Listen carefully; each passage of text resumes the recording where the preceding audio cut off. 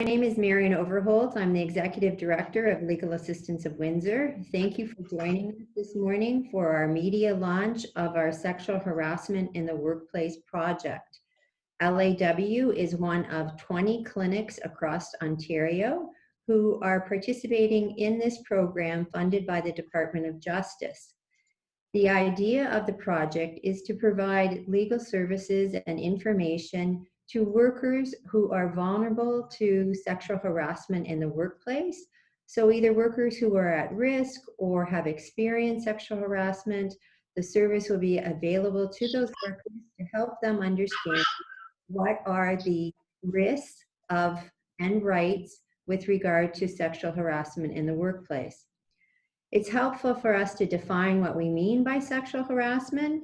So it can be any of the following: unwanted contact or closeness, remarks including teasing and talk about sexual activities, leering or staring, unwelcome requests for dates, requests for sexual favors, spreading rumors of a sexual nature, including online messages, and displays of sexually offensive pictures or graffiti.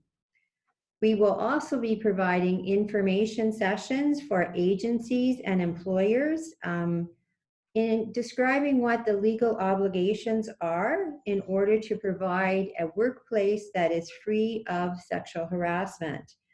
This project recognizes the need to reach out to workers, especially vulnerable workers, to ensure that they are aware of their rights within the workplace and to help them understand that there are remedies and there are things that can happen that we can work with them on.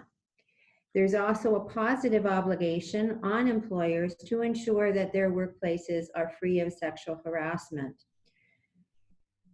When we talk about sexual harassment in the workplace, there's often a question about, well, exactly how prevalent is this a problem?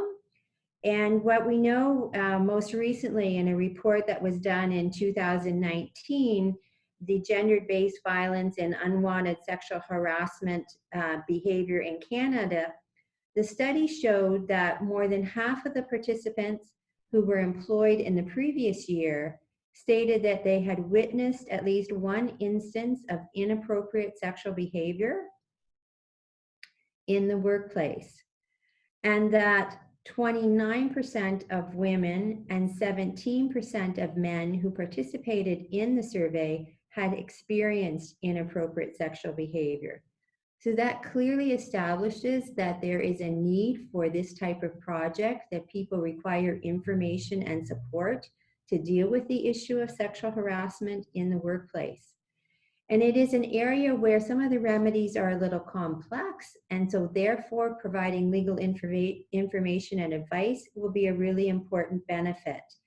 In some circumstances, it may be appropriate to lay charges under the criminal code. There could be offenses under the Occupational Health and Safety Act. Individuals who have experienced sexual harassment may also bring a claim before the Human Rights Tribunal. They may have entitlement under employment standards, and they may be looking at bringing a civil action. So there are some very diverse remedies that are available.